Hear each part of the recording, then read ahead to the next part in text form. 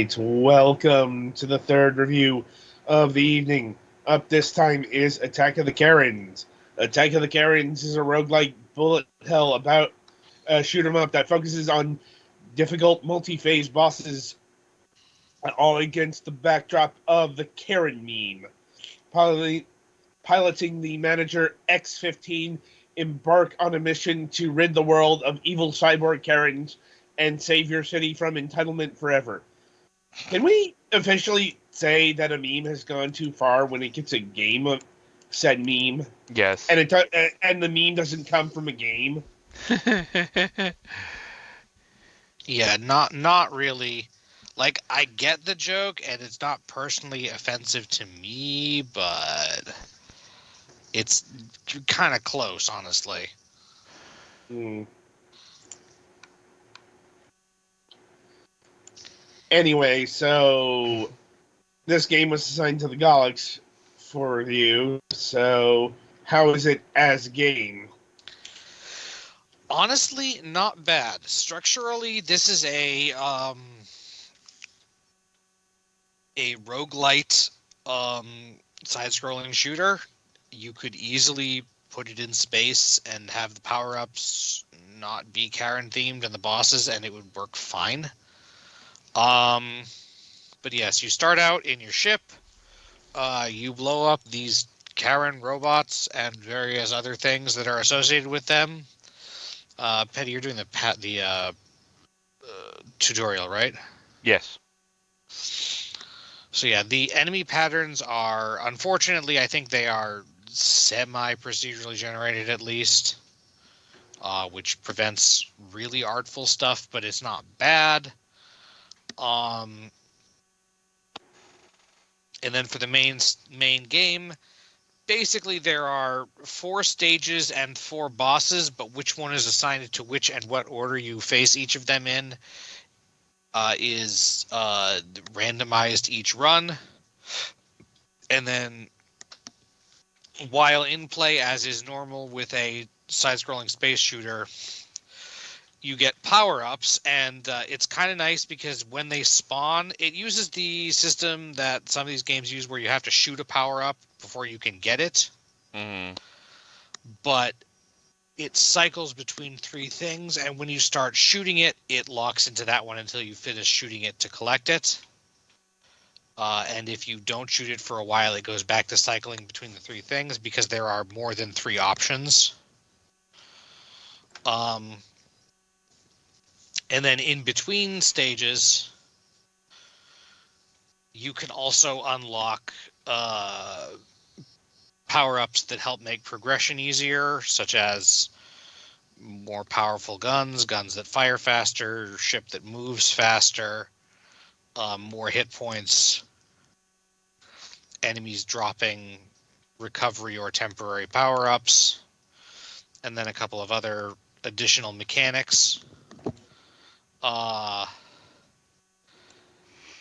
also, after you do a few runs, you gain the ability to unlock modifiers, which are just things that make the game easier or harder, such as making your power-ups more effective or making you do more damage at lower health to make it easier, or increasing enemy health, increasing the amount of damage you take.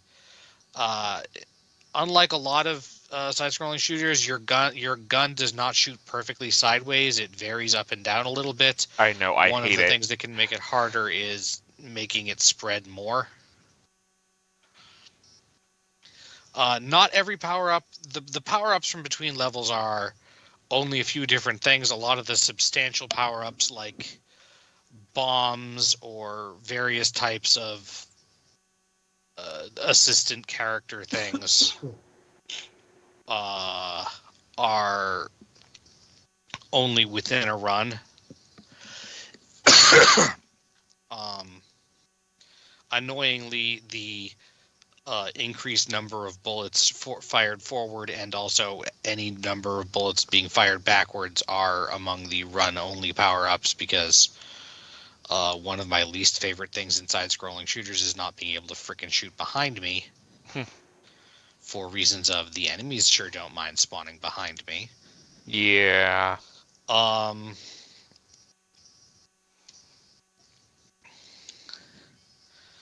and as you might have noticed earlier that I mentioned, you have hit points in this. You start with like 3, and you can get up to, I think 6 or 7 when you start a run, and then additional hit points for that run are also one of the power-ups you can pick up. So it's not a you die in one hit. Although, as a result of that, sometimes you don't get a huge amount of feedback when you get hit because. So you know how in a lot of these things, you have a hitbox that's smaller than your actual visible controlled thing, and in order to do that, uh, or rather, so in this, it seems like the way they've approached it is just making your controllable thing ridiculously small. But I think all of it is hitbox. Ugh. So it's I've accidentally lost myself on the screen a little bit. Um, and I don't know what that says about the size of these generic Karen robots. Never mind the giant boss ones. Uh, but yeah, overall gameplay wise, this actually has, while probably the number of stages, I get that the number of stages and the somewhat randomization of them and which boss goes to which, uh, theoretically add replayability. I think it would be better to have a few more stages that were better designed, maybe. But aside from that, I do actually like a lot of the things that this game does in terms of making a side-scrolling shooter comparatively accessible in a modern style, if that makes sense. Like making it so you don't A, die in one hit unless you have an expendable power-up, or B, when you die, you either start off from nothing at the beginning or start off with nothing from exactly where you were, and too bad that all of the enemies have upgraded. Uh, the stages, the main thing that the difference of the 4 stages does compared to the bosses is each stage has a mid boss, which also the meter on the right side of the screen is a progress meter, which when you're going through the level, as you're killing things and gaining experience, it goes up. That's the shoots backwards one. Yeah. Yay. Um, and then when you get to halfway, you have to fight the mid boss, and then at the end you have to fight the boss, and then it becomes the boss's health bar, which every boss has a dramatic change at half health, and usually also minor phase changes besides that. Uh, there are definitely some that are harder or at least more annoying than others. Um, so yeah, a lot of the things that this does are actually things that I like seeing in a side-scrolling shooter because I do like the gameplay experience of playing a side-scrolling shooter, but I'm not good at it, and it gets frustrating to get sent back to the beginning a lot. And being able to make later runs easier is a better, to me, uh, remedy for that than just being able to give yourself an infinite number of lives or something. I think so. I do think having a bigger controllable thing with a smaller hitbox or the same size hitbox, but give you more glancing room would maybe make it a little bit easier to keep track of where you are. And the 3 shades each of 2 colors palette, plus black and white, I guess. I get what they're going for with that, and it does in some way keep it clean, but also, um, It's cute for like 20 minutes. let me put it this way. In Darius Twin, I can remember that the red octahedrons improve your main weapon, the blue octahedrons improve your secondary weapon, and the orange octahedrons are full screen nukes.